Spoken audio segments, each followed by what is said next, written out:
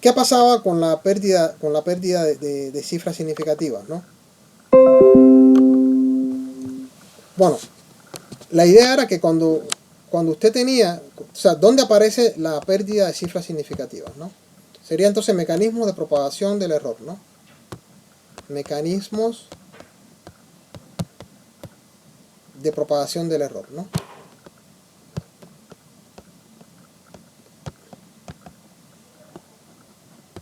Bueno, hay dos mecanismos que vamos a nosotros a analizar fundamentalmente en este curso, ¿no? Es por pérdida de cifras significativas, serían los mecanismos, ¿no? Por pérdida de cifras significativas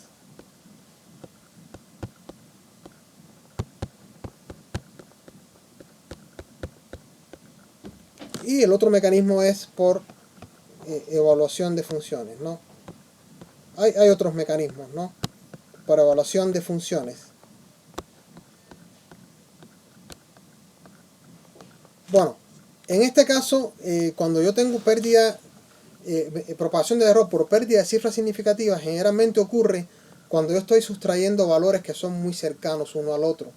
En ese caso resulta que hay un incremento del error, ¿no? Se pierden cifras significativas, lo que significa que el resultado que obtengo no es correcto en función del número de cifras que yo estoy trabajando en mi cálculo, ¿no? Y el otro mecanismo es, bueno, cuando usted tiene una función y la evalúa, el solo hecho de evaluar la función genera un error adicional, ¿no? Y lo que discutimos fue precisamente este primer mecanismo, ¿no? En este caso, la propagación por pérdida de cifras significativas o por sustracción de valores muy similares, ¿no? Y estábamos viendo, discutíamos, por ejemplo, la evaluación de una función, que es lo que poníamos como ejemplo, cuando yo, por ejemplo, estaba evaluando, digamos, la función raíz de x más 1,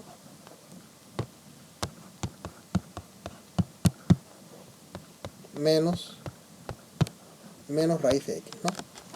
Entonces, bueno, esta expresión lo que ocurre es que cuando es muy grande, cuando el valor, en este caso de x, es muy grande, entonces raíz de x más 1 y raíz de x van a ser muy similares. Entonces ese es un problema, ¿no? Cuando usted tiene, o sea, para x, valores de x ya muy grandes, ¿no? Para valores de x, ¿no?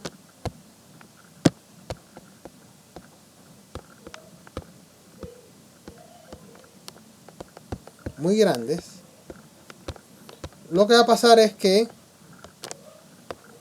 raíz de x más 1 es muy similar a raíz de x. Entonces aquí es cuando se genera el problema de que se genera un error importante al calcular una expresión de este tipo, ¿no? Y lo que estábamos viendo entonces en el ejemplo era, vamos a discutir en este caso cómo sería, vamos a repetir entonces el ejemplo que habíamos discutido, ¿no? ¿Cómo sería evaluar esta función? Evaluar esta función si yo tengo una aritmética de 6 cifras, ¿no? ¿Qué resulta? ¿Qué obtenemos al evaluar esta función?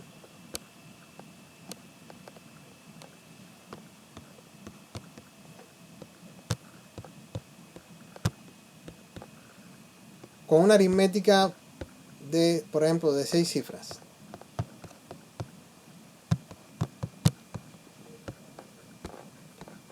O sea, ¿qué significa esto, no? Porque esto vamos a detallarlo porque esto lo vamos a ir haciendo de forma constante, ¿no?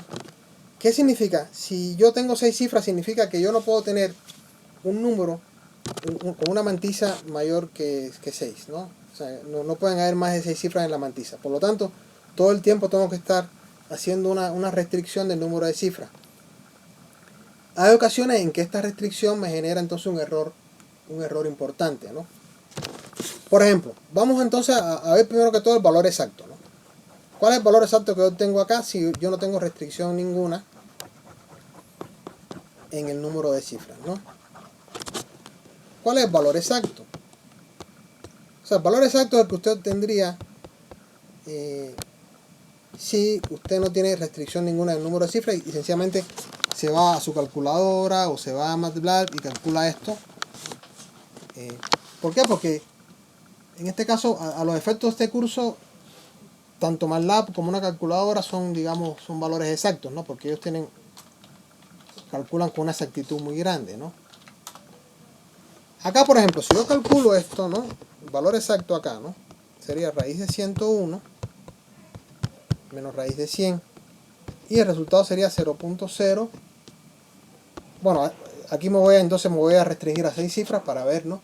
0.0498756. Este sería mi valor exacto. Ahora, ¿qué pasa si yo hago redondeo, si yo efectúo mi redondeo a 6 cifras, ¿no? ¿Qué pasa cuando redondeamos a 6 cifras? ¿Qué pasa cuando redondeamos a 6 cifras, ¿no? Yo estoy grabando ahorita la clase, ¿no? Para que después la puedan ir checando, ¿no? ¿Qué pasa cuando redondeamos a 6 cifras? Significa que yo no puedo tener una mantisa mayor que 6. Por lo tanto, mi exactitud está limitada, ¿no? Bueno, en este caso, sería entonces raíz de 101, lo voy a calcular. Voy a calcular la raíz de 101 utilizando una aritmética de redondeo a 6 cifras, ¿no? Aquí voy a auxiliarme rápidamente. Y esto, el resultado que voy a tener es 10.049. 499.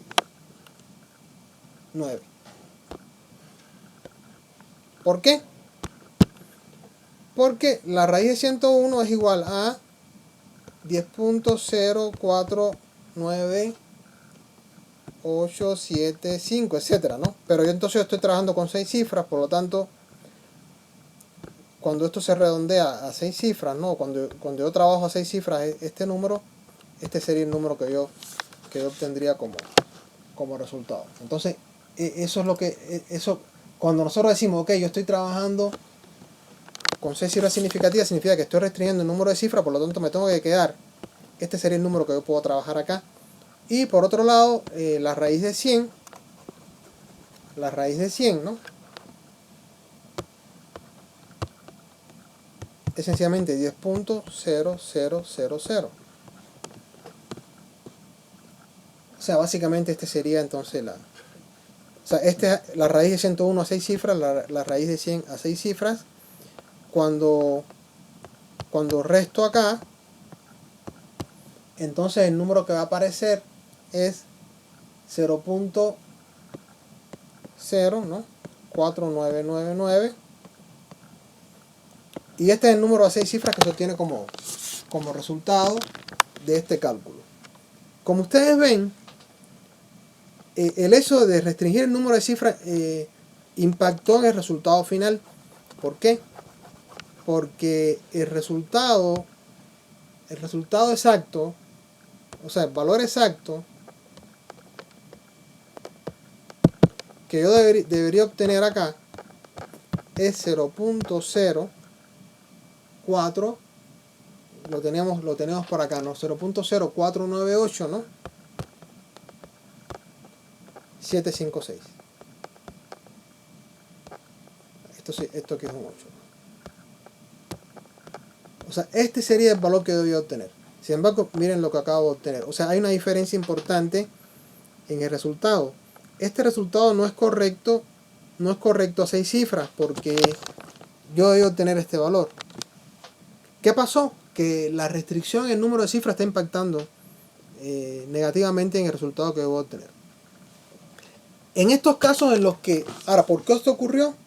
Esto ocurrió porque yo estoy limitando el número de cifras, estoy restando valores muy cercanos. Entonces, en estos casos, cuando yo estoy restando valores muy cercanos y limitando el número de cifras, entonces puede impactar en el resultado de forma negativa. Entonces, ¿cuál es la solución? La solución, y eso lo discutimos en la presentación, la solución es evitar la resta de estos valores, de valores muy cercanos en estas expresiones. Entonces, para lograr esto, lo que se hace es transformar la expresión. Entonces, yo tengo raíz de x más 1 menos raíz de x. Entonces, lo que hago es racionalizar. Lo que hago es racionalizar la expresión. Y lo que voy a tener entonces es raíz de x más 1. Lo voy a multiplicar y dividir por raíz de x más 1. Perdón, aquí me faltó. O sea, yo tengo raíz de x más 1 menos raíz de x, entonces lo multiplico y divido por raíz de x más 1 más raíz de x, ¿no? Y voy a dividir por raíz de x más 1 más raíz de x. Bueno, y ya después que arriba tengo un producto, por una suma por una resta, lo que es una diferencia de cuadrados. Al final entonces voy a obtener 1 sobre raíz de x más 1 más raíz de x. ¿Qué significa esto? Que yo entonces la expresión la transformé y ahorita tengo una expresión equivalente para calcular, pero que no, en la cual no existe, no están estas restas, ¿no? La resta de valores cercanos ya desapareció. Entonces yo tengo una expresión equivalente a la original, pero sin el asunto este de las restas de valores. O sea, esta sustracción que aparece aquí ya no la tengo, entonces tengo una suma. La idea es que yo puedo trabajar con esa suma, puedo trabajar con aritmética de 6 cifras y el resultado no va a diferir de valor exacto. Entonces, bueno, 1 sobre raíz de x más 1, cuando yo lo calculé usando aritmética de 6 cifras, era 10.0499, ¿no? Aquí me queda más 10.0000, porque estoy trabajando en 6 cifras, ¿no? Y esto me va a quedar 1 sobre 20.0499. Si tengo un número con 1 sobre 20.0499 y voy a calcular, voy a hacer calcular esta operación. Cuando hago esto, entonces el resultado es muy cercano o es correcto a 6 cifras significativas con el valor exacto. Entonces aquí me va a quedar 1 sobre 20.0499 y eso igual a 0.0498756. O sea, aún trabajando con 6 cifras significativas, el resultado es correcto, considerando una aproximación. Es correcto a 6 cifras. Entonces, ¿por qué? Porque racionalicé, evité estas restas y entonces, aún trabajando con 6 cifras significativas, obtengo un resultado que es correcto a 6 cifras. Voy a dejar de presentar ahorita y vamos a ver si hay algún compañero que no ha entrado. Y vamos entonces a preguntas y dudas hasta este momento. Preguntas y dudas hasta este momento.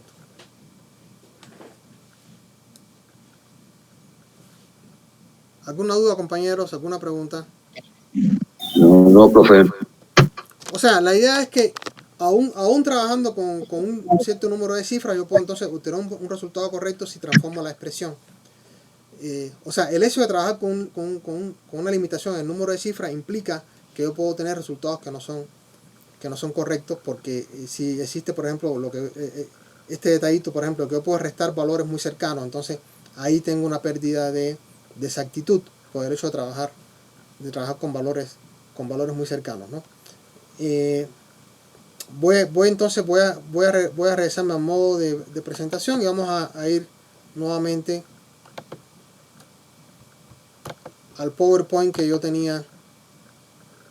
Me voy a ir acá al PowerPoint.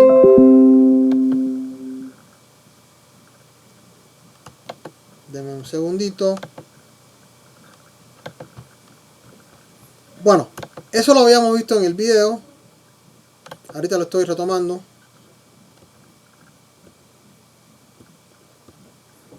Bueno, básicamente la definición de error y error relativo. O sea, obviamente en el curso vamos a ir compactando mucha de la información. No vamos a extendernos tanto.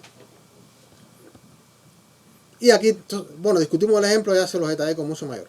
De forma mucho más clara. Ahora, resulta que, por ejemplo, en el caso de la fórmula cuadrática, este problema puede surgir por el hecho de que, por ejemplo, cuando usted resuelve utilizando la fórmula cuadrática, y me voy entonces me voy nuevamente al pizarrón. Vamos a checar la fórmula cuadrática y vemos que la fórmula cuadrática puede ser una fuente de problemas. Si yo trabajo con número de puntos flotantes, puede generarse un error importante. ¿Por qué?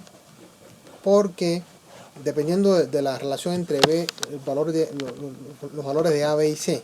Por ejemplo, yo tengo una ecuación de segundo grado, tiene esta forma. La solución de una ecuación de segundo grado, las dos raíces, ¿no?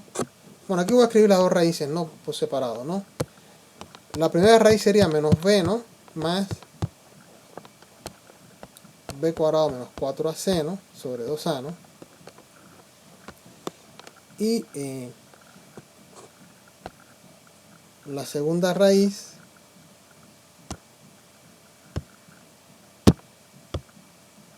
aquí tuve nuevamente un problema, disculpen.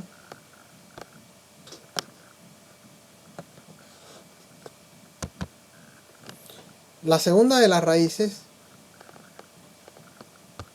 es menos b menos... Bueno, voy a asumir acá que b es mayor o igual que 0, ¿no? Bueno, ¿qué va a pasar? Si de pronto b es mucho mayor que a por c.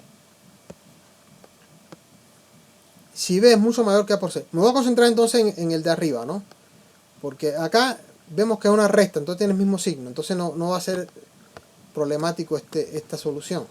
El problema puede surgir en la primera solución, ¿no? En este caso, si b cuadrado menos 4ac, o sea, perdón, si b es mucho mayor que 4ac, ¿no? Entonces, b cuadrado menos 4ac es aproximadamente igual a b cuadrado, ¿no? Por lo tanto, raíz cuadrada de b menos 4ac es aproximadamente cercano a b. Por lo tanto, yo voy a tener entonces en la expresión, en la fórmula cuadrática, yo voy a tener una resta de valores muy cercanos. Entonces yo voy a tener que x1 es igual a menos b más b, ¿no? Aquí está muy cercano a b. Entonces acá puede subir un problema. Puede subir un problema porque menos b y b son valores que son muy cercanos uno al otro. Y cuando yo trabajo entonces con un cierto número de cifras significativas o con un grado de exactitud, puede haber un problema porque estaría restando valores muy cercanos uno al otro. Y aquí se puede entonces generar pérdida de cifras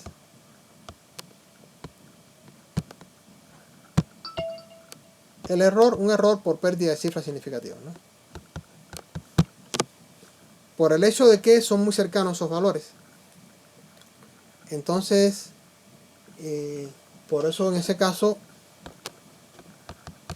la cuestión sería ¿cómo acotar ese error? Bueno, la idea sería entonces transformar la fórmula cuadrática, ¿no?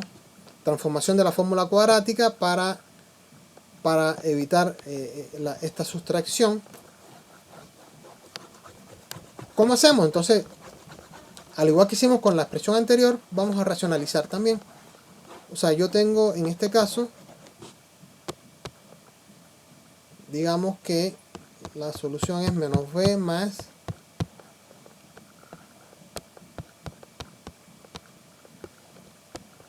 bueno, lo que hago entonces es multiplicar y dividir por la expresión conjugada, ¿no? Multiplico y divido por menos b menos, ¿no? O menos b más. Bueno, aquí voy a quitar esto para no crear confusión. En lugar de tener raíz cuadrada menos b, tenía raíz cuadrada más b, ¿sí? Raíz cuadrada más b.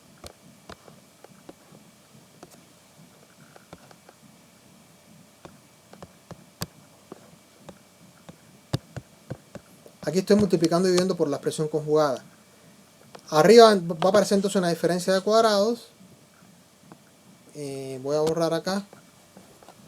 Cuando calculo, va a aparecer entonces arriba una diferencia de cuadrados.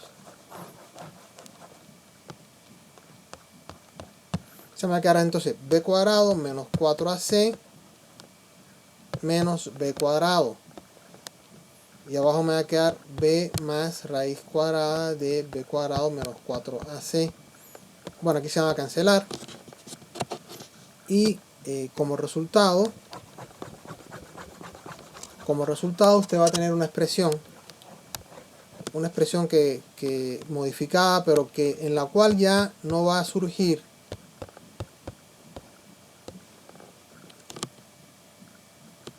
bueno, acá me faltaba sobre 2a, ¿sí? Disculpen, ¿no? Entonces aquí me quedaría 2a b más raíz cuadrada de b cuadrado menos 4ac. Bueno, aquí se van a cancelar. Finalmente me va a quedar entonces menos 12 sobre b más raíz cuadrada de b cuadrado menos 4ac. Entonces yo voy a tener una nueva expresión en la que estoy evitando la resta de valores muy cercanos, y de esa forma estoy garantizando que el resultado no se vea afectado por el hecho de que tenga yo valores muy cercanos restándose en la fórmula cuadrática, ¿no? Entonces esta sería una de las técnicas que se pueden usar en este caso, ¿no? Para resolver este problema, ¿no? Por ejemplo, supongamos que yo tengo, y fue el ejemplo que discutimos en el video, fue entonces, ok, cómo trabajar entonces la fórmula cuadrática si yo, en este caso, y el ejemplo que teníamos acá, que ahorita no me voy a profundizar tanto en esto porque ya me voy a ir al asunto de Octave. El ejemplo que discutíamos era, digamos, la ecuación cuadrática x cuadrado más 72.10. Aquí estoy trabajando con 4 cifras significativas, por lo tanto por eso pongo más 1.000 igual a 0. Entonces acá obviamente lo que se ve claramente es que este 72 es mucho mayor que 1, ¿no? Y esto es una ecuación candidata a tener problemas si yo en este caso trabajo con una cierta limitación en el número de cifras. Por lo tanto, en este caso se trabajaría para resolver la ecuación cuadrática con la expresión alterna que acabamos de calcular, de forma tal entonces que aún trabajando con 4 cifras, yo logro un resultado que es correcto al valor exacto, que sea igual al valor exacto, correcto a 4 cifras significativas, ¿no? Entonces, si no trabajo con una expresión alternativa, en este caso, lo que entonces voy a tener es un incremento del error. Entonces eso es algo que tenemos que tener en cuenta, ¿no? Algo que tenemos que tener en cuenta. Ok, entonces voy a ir borrando acá. Me voy al a la pantalla de inicio y vamos a checar si tenemos alguna pregunta y nos pasamos entonces a discutir un poco el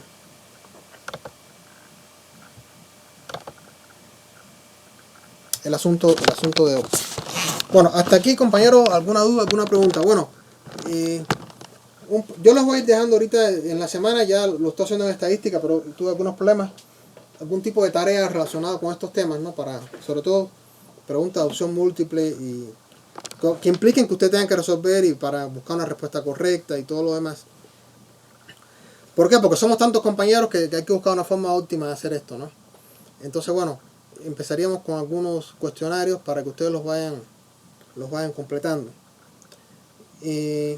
Ahorita lo que quiero un poco es, bueno, hasta aquí digamos que no hemos visto mucho. Ahorita lo que hemos visto básicamente es representación de números en la computadora, cambio de base, en este caso de binario a decimal, de decimal a binario,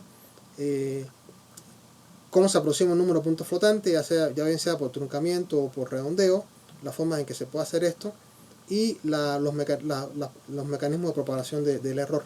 Eso como sería una primera aproximación al curso. Todavía no hemos visto ningún método numérico. Yo creo que ya la siguiente semana empezamos con lo que sería el método de bisección y el método de básicamente bisección y Newton, ¿no? Pero bueno, empezaríamos con bisección. Ahora, ya cuando empecemos con estos nuevos temas, tenemos que empezar prácticamente a trabajar con Octave o con MATLAB, porque muchas de las cosas que vamos a ver las vamos a hacer ya numéricamente. No tiene sentido que nos pongamos a estar trabajando. Entonces, por eso quería yo un poco, no sé si hay alguna pregunta hasta este punto. No, profesor. Ok, bueno, quería entonces yo empezar un poco a ver la... Bueno, se puede demorar un poco cuando esté ejecutando ahorita, porque como estoy grabando también, resulta que el programa este que graba como que gasta muchos recursos acá, pero bueno, no importa. Quería un poco discutir el asunto de Octave y MATLAB. Bueno, voy nuevamente a compartir pantalla para que todos podamos checarlo. Disculpen. A ver, voy a cancelar acá.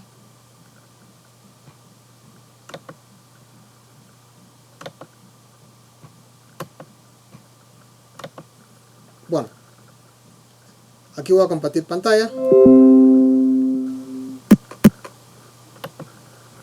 Bueno, nosotros vamos a trabajar o bien con Octave o bien con MATLAB, ¿no?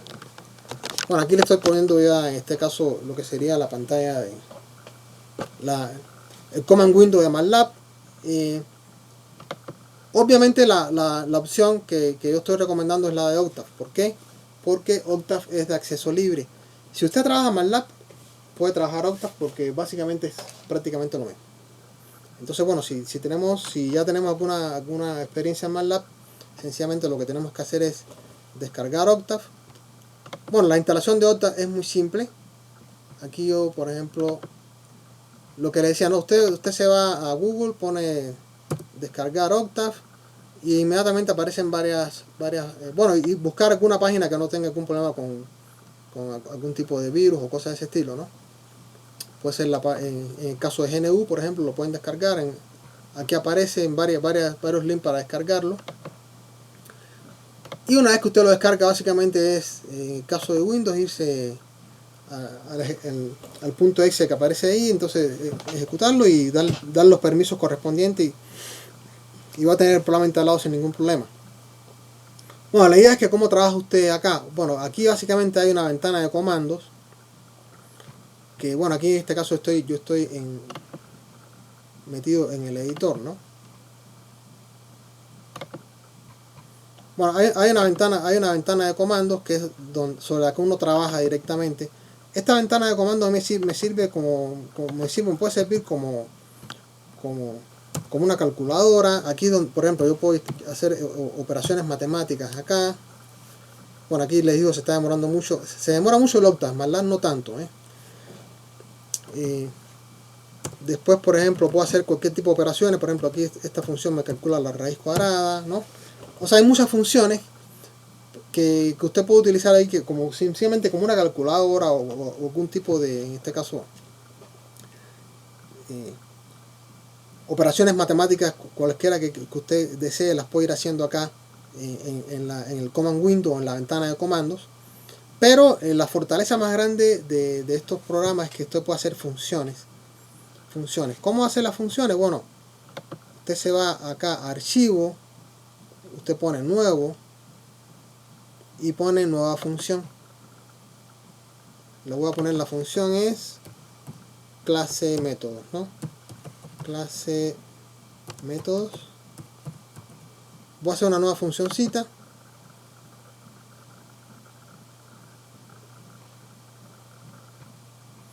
Y entonces me aparece entonces un editor. En el editor es donde usted va a empezar a programar estas funciones, a ponerle, bueno, cuál es el input de la función, cómo funciona por ejemplo, en este caso, bueno, yo genero una nueva función que se llama clase métodos, ¿no? Bueno, importante, ¿no? Importante. Usted, cuando usted ve acá arriba hay una cosa que se llama directorio actual. Bueno, ese directorio es donde usted va a escribir los programas que va a ir utilizando. Si usted quiere, por ejemplo, que la función clase método se ejecute, usted como directorio actual tiene que tener precisamente el directorio donde está esa función. O sea, aquí se ve, por ejemplo, si usted llega aquí a la izquierda, donde aparece, por ejemplo, las funciones que están en ese directorio, es el directorio de trabajo, por así decirlo, y está la función clase métodos que acabo de crear, que está en este directorio que aparece aquí. Y entonces, si usted quiere ejecutarla, usted tiene que ir a la línea de comandos, pero tiene que estar ubicado en el directorio de trabajo, tiene que estar donde está la función que usted va a ejecutar. Por ejemplo, aquí yo voy a rápidamente una función muy sencilla, ¿no? Digamos que le voy a poner y, ¿no? Y la función esta que lo que haga sea y es igual a x más 34, ¿no? Entonces, bueno, aquí tengo esta función. Lo que puedo hacer entonces es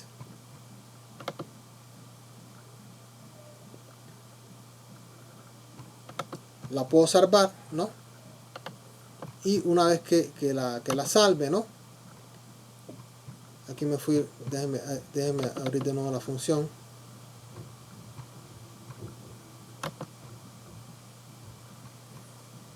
Usted puede generar entonces las funciones acá y irlas editando. En MATLAB es básicamente algo muy similar.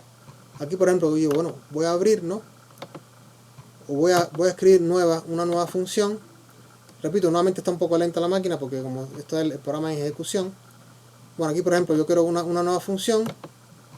La voy a crear acá nuevamente, ¿no? Aquí, nueva función. O sea, como ven ustedes es muy parecido, ¿no? Bueno, ya yo la tenía creada de la otra vez, ¿no? Se llama clase métodos, ¿no? Voy a trabajar con la que tenía creada, que se llama clase métodos. Y va a ser, por ejemplo, x más 34 igual, ¿no? X más 34, ¿no? Aquí tengo la funcioncita, la voy a salvar. Nuevamente, el directorio de trabajo mío es donde está la función guardadita, ¿no? Si no, no la podría ejecutar. Y cuando la voy a ejecutar pongo, bueno, sencillamente clase métodos, ¿no?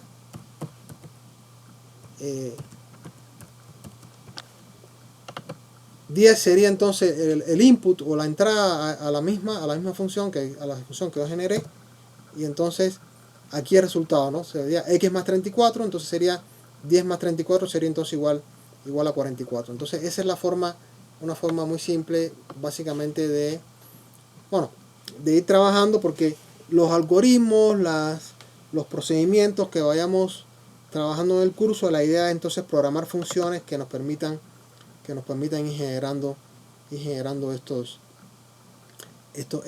algoritmos, ¿no? Entonces, bueno, la idea en este caso es básicamente ir creando estas funciones. Yo aquí, por ejemplo, tengo varias funciones que ya las generé, las tenemos inclusive varios cursos, ¿no? Que nos permiten entonces ir. Por ejemplo, esta que aparece acá es un método que vamos a ir trabajando la siguiente semana, que es el método de bisección, ¿no? Estas funciones yo las tengo, ya las programé. la idea no es tanto que usted empiece en cero a trabajar estas cosas, sino que poco a poco vayamos asimilando funciones que ya yo programé. Y el objetivo entonces sería tanto utilizarlas como irlas modificando en función de las tareas que vayamos acometiendo durante el curso. Entonces no es tanto que de cero empecemos a hacer programación en Octave o programación en MATLAB, sino un poco que utilizar funciones que ya están creadas, ya están generadas, y que ustedes las vayan modificando y utilizando. Entonces ese sería digamos, el objetivo, ¿no? Como bien les dije, muchas de estas funciones ya yo las tengo programadas, entonces yo se las voy a ir, bueno, en Google Classroom vamos a tener entonces no solamente estos videos o material didáctico, sino también van a poder acceder a estas funciones, descargarlas y descargar el Octave y comenzar a trabajar. Por lo pronto, lo que sería conveniente en este caso, ¿no? Sería que usted empezara a descargar Octave en sus computadoras, que usted pudiera descargar Octave, ¿no? Y que pudiera entonces comenzar a trabajar y hacer cosas muy sencillas acá. Entonces ese sería digamos que un primer objetivo, ¿no? Digamos que usted pueda, en este caso, bueno, aquí en este caso voy a guardar el archivo. Aquí lo guardé.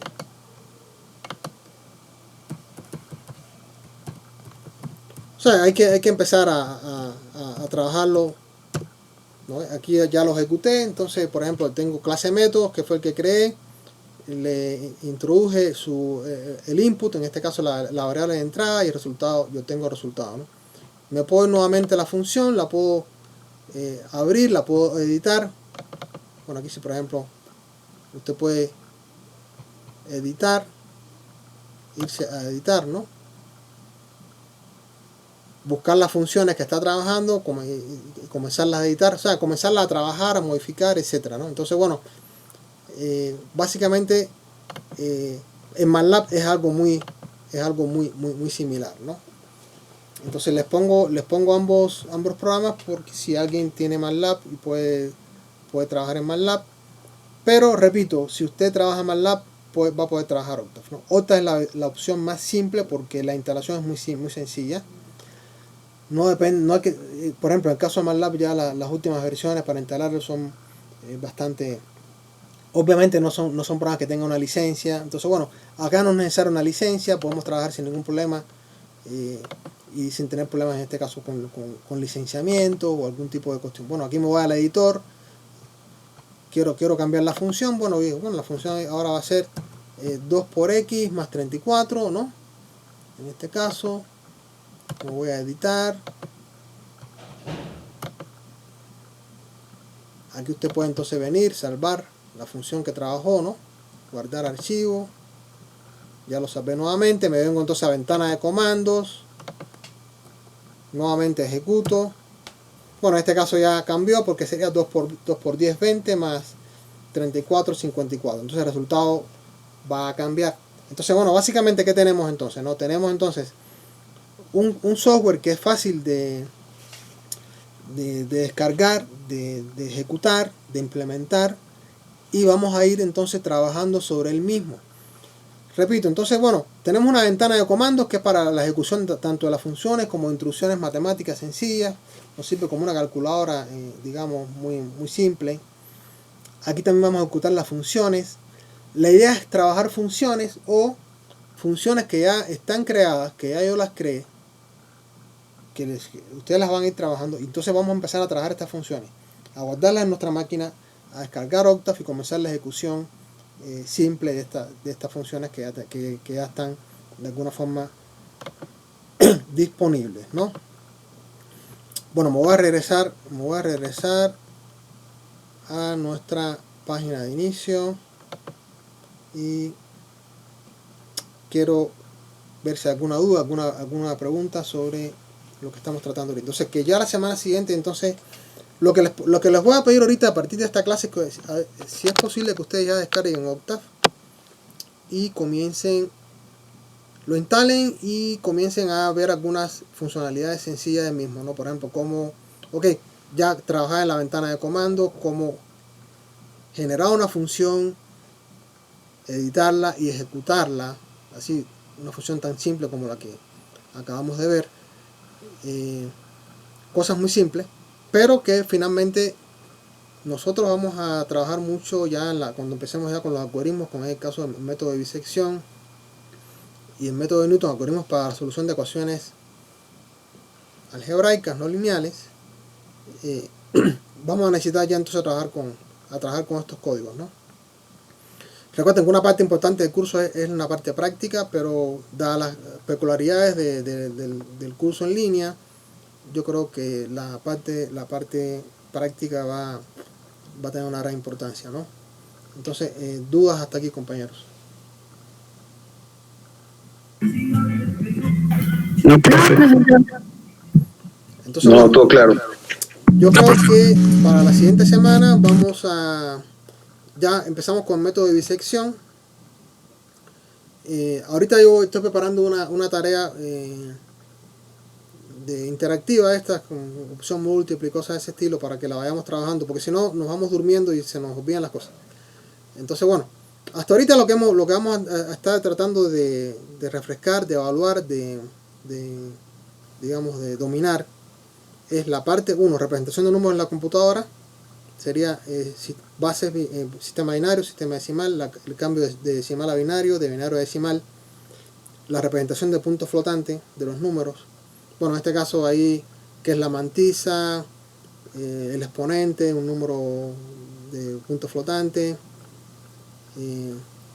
Si yo tengo, por ejemplo, un número de puntos flotantes, o un sistema con una mantisa con determinado tamaño, un cierto exponente, etcétera, o un número de bits para el exponente, bueno, cuál es el número más grande que puedo tener acá, cuál es el número positivo más grande, el número positivo más pequeño, los errores, cómo se calcula el error absoluto, cómo se calcula el error relativo, el impacto de la representación de puntos flotantes en la propagación del error, en este caso los ejemplos que estábamos viendo, ¿no?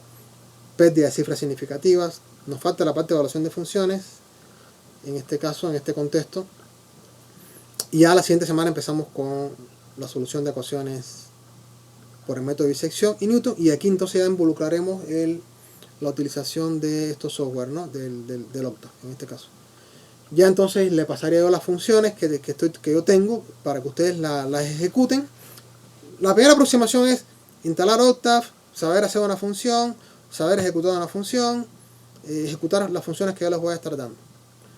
Después, una segunda etapa, entonces, bueno, hacer algunas modificaciones simples. No vamos a pedir mucho. O sea que en cuanto a la parte práctica, mucho de la parte práctica es utilizar funciones que están programadas y modificarlas. Modificarlas, no mucho tampoco, ¿no? Unas modificaciones bastante simples que nos permitan ejecución para el contexto que usted está trabajando, ¿no? Por ejemplo, si yo le doy una ecuación determinada, bueno, cómo se resuelve esa ecuación para el programa que usted en este caso va a estar trabajando, ¿no? Ok, bueno, compañeros, dudas hasta este momento. Todo bien, profe. Ok, bueno, entonces quedamos en eso, ¿no? Ahorita, esta semana tendríamos posiblemente un video más o materiales adicionales sobre la parte de propagación de errores, en este caso propagación de errores por evaluación de funciones. Con este tema ya concluiríamos la parte inicial del curso, que es la que tiene que ver con la representación de números en la computadora. Pasaríamos entonces a la segunda etapa del curso, que sería a la segunda unidad, por así decirlo. Que la segunda unidad en este caso, no sé qué nombre les puse yo concretamente, pero la segunda unidad es...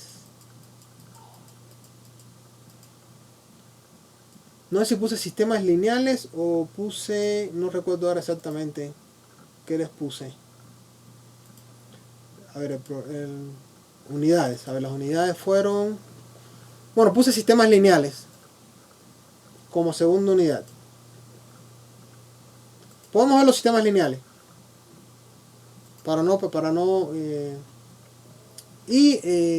bueno, hay que hacer la eliminación gaussiana. Obviamente entonces vamos a usar los códigos y los programas en la computadora. Lo que es sistemas lineales, para implementar entonces métodos iterativos, métodos directos, utilizando Octave, utilizando MATLAB, y entender la idea de los métodos e implementarlos. Esa sería la idea de esta unidad. Y la tercera unidad de ecuaciones no lineales. O sea que vamos bien, ¿no? Tenemos 14 semanas.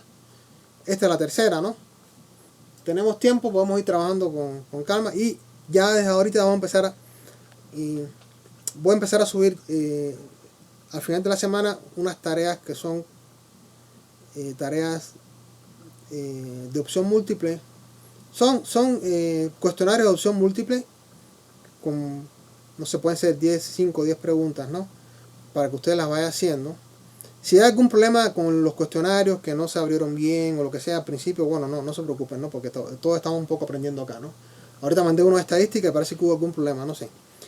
Pero bueno, vamos a tener estos cuestionarios y los van a ir haciendo, se le va a dar una calificación en función de cómo lo hagan. No quiere decir que esto sea definitivo para la final, pero sí es una estimación de cómo vamos a ir trabajando, ¿no? Que estén resueltos estos cuestionarios. Le vamos a poner una fecha para que se terminen, no va a estar hasta el infinito ahí, sino a lo mejor una semana, 5 días para que se vayan haciendo. Eso implica que entonces los temas eso tienen que ser, hay que revisarlos y un poco que secarlo, lo que hemos visto, ¿no? Pero bueno, sí vamos a empezar algún tipo de tareas porque si no nos dormimos los laureles y pasan 2 meses y no hacemos nada, ¿no? Entonces vamos a hacer este tipo de tareas durante estas 2 primeras unidades y finalmente empezaríamos sistemas lineales la otra semana y ya veremos cómo vamos con no lineales, ¿no? A qué velocidad podemos ir en este caso. Bueno, entonces por el momento por mí es todo para esta clase. Ahorita les voy a subir también el video que acabo de grabar con lo que pude grabar de esta clase, porque creo que no lo grabé todo, pero sí una parte. Y si tienen alguna duda, por favor díganme ahorita, y si no ya nos veríamos entonces en los siguientes videos y en la siguiente sesión la próxima semana.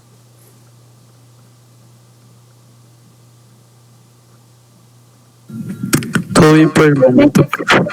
Ok, Todo bien. perfecto. Bueno, entonces nos vemos los compañeros que están en estadística, nos vemos en la siguiente clase en una media hora. Y los demás compañeros entonces nos veríamos la siguiente semana. Muchas gracias a todos por su asistencia. Hasta luego, maestro. Hasta luego, cuídense mucho. Gracias. Hasta luego. Cuídense mucho. Hasta la próxima semana, maestro.